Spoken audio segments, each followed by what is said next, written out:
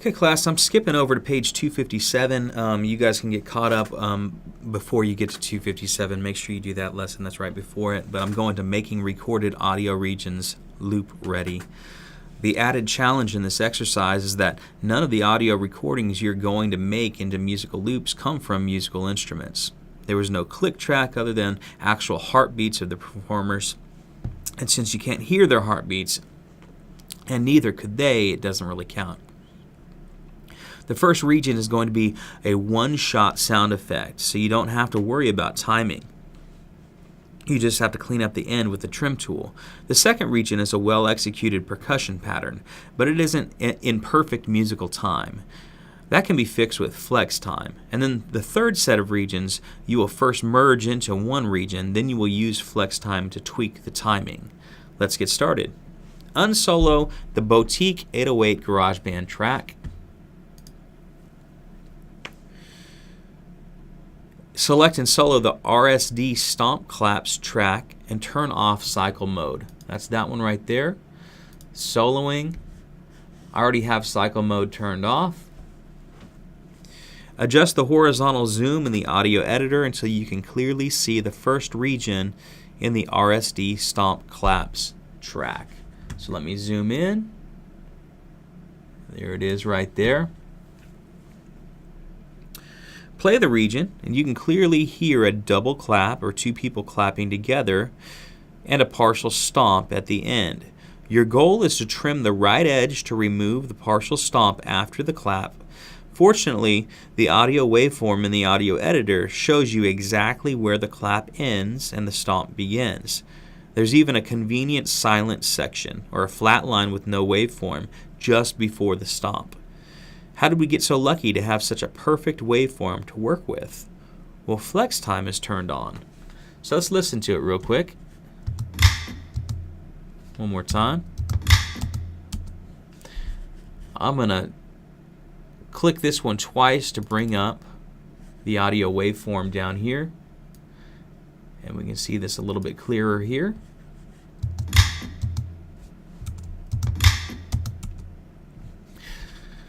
So we have an initial hit right here, initial clap, then a louder clap, and then some sort of stomping going on back here. So let's listen one more time.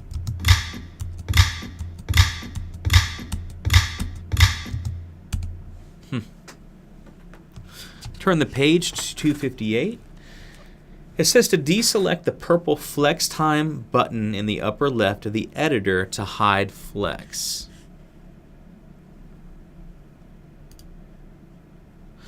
Well, ours isn't purple, it's blue right there. So we are hiding it. Oops, that's flex. We are hiding it.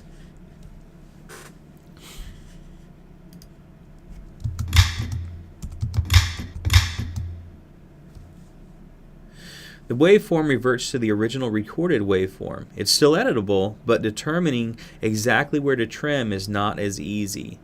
So click the flex time button again to turn it back on. Flex time is back on.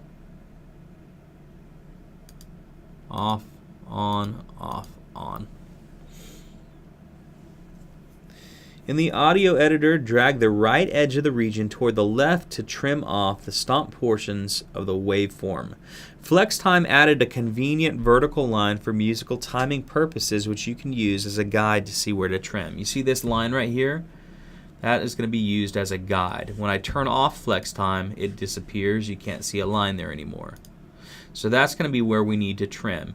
So if I move my cursor over here to the bottom, you will see that a trim tool has been added, and I will move that over. Just like that.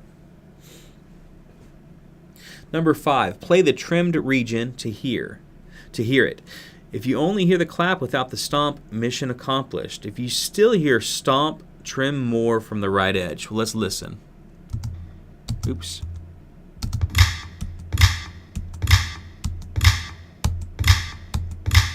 All right. I'm not hearing a stomp over here. I do hear where it cuts out on the room tone right here to nothing. So you kind of hear a, just an artificial cutoff, but that's okay. Number 6, select the second region in the RSD Stomp Claps track. Adjust the zoom level as needed to focus the visible area in the audio editor on the second region. Okay, the second region is going to be down here somewhere. There it is. I'm going to double click it, select it, zoom in a bit.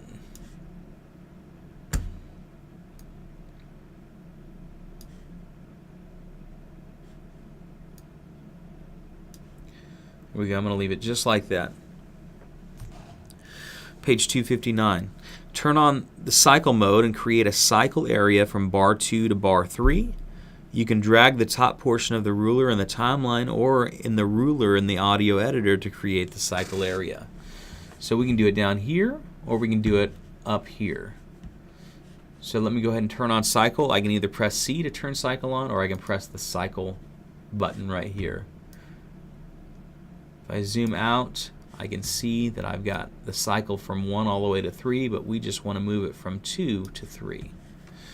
So cycle is on right now. Number 8, play the cycle to hear whether the region sounds like a percussion loop.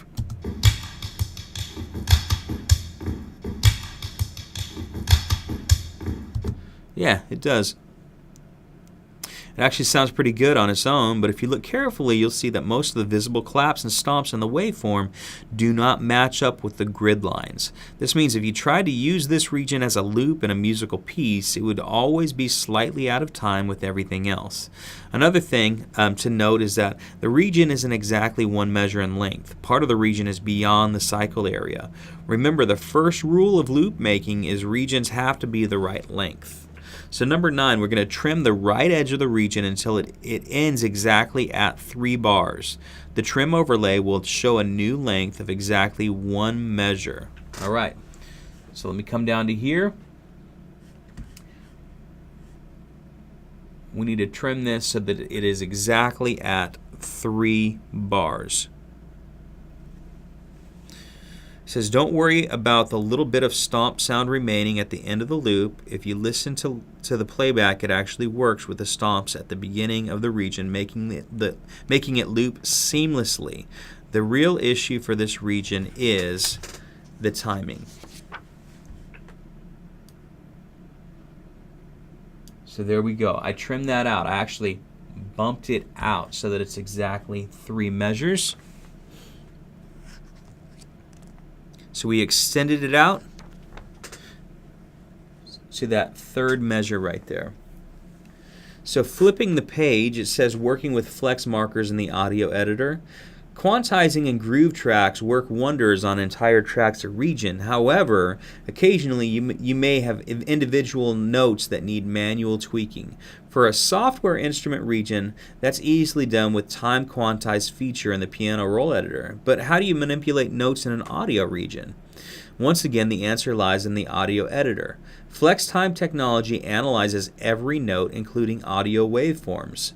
Seeing or hearing is believing. So let's venture into the editor to adjust the timing of the stomps and claps in the audio region so that they will hit right on a beat or beat division mark on the ruler or in the grid. So number 1, in the audio editor, toggle the FlexTime button off, then on again. Here's FlexTime. It's off. We moved it back on. Off and then on. You'll see that when the FlexTime is showing, the regions darken and the waveform brightens to make it easier to see. Also, the grid lines show up nicely for easier alignment. Number 2, move the pointer slowly across the waveform without clicking. If you look carefully, you'll see the pointer is turned into a flex pointer that looks like 3 bars most of the time, but changes from 3 bars to what looks like 3 playheads whenever you pass over a transient or a peak in the waveform. Well, let's look at that real quick. So moving this over, we got our 3 bars, not boys, bars. And every time we hit a transient, it turns into a playhead. So bars, transient, or playhead. Bars, there we go, turned into a playhead, so like a transient. Bars, transient, playhead. Clicking on the waveform at or near transients will create a flex marker. The cool thing about flex markers is that you can drag them to the nearest beat or tick in the ruler to fix the timing of that note, or in this case, clap. Flex markers can be moved to manipulate music or to act as barriers so that changes don't ripple down the line and affect earlier notes by mistake. So number 3, click the flex pointer just before the first large clap in the waveform around 2.1.2 in the ruler. Drag the flex marker to the left to the 2.1.2 grid line. The flex markers are attracted to the beats and tick lines in the ruler like magnets, so the marker will snap to the ruler or grid line once you are close enough. So we're looking at the one that's close to 2.1.2. So right there.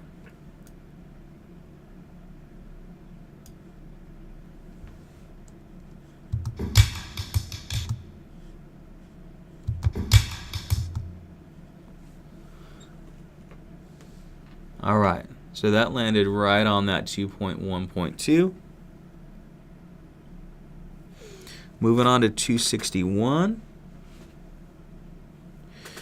Number 4, move down the next major peak in the waveform around 2.2. Click over the waveform peak and then drag the flex marker left slightly to the 2.2 mark in the ruler. So 2.2.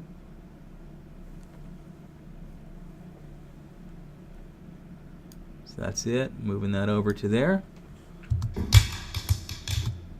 Okay.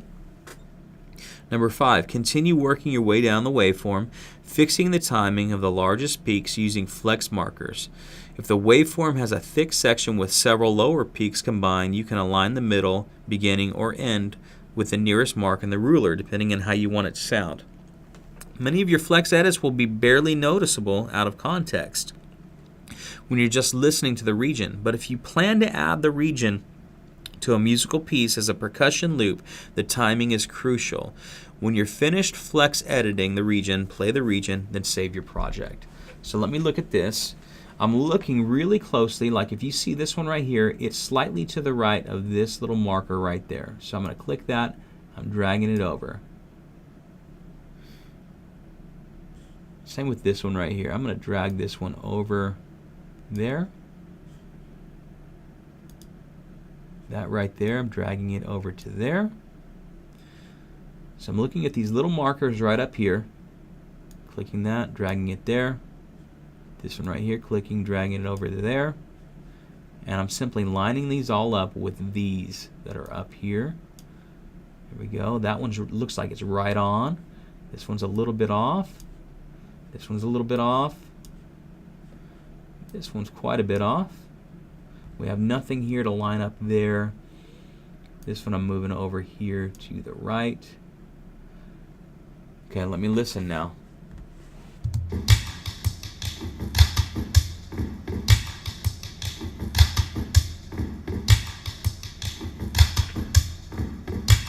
That sounds a lot better.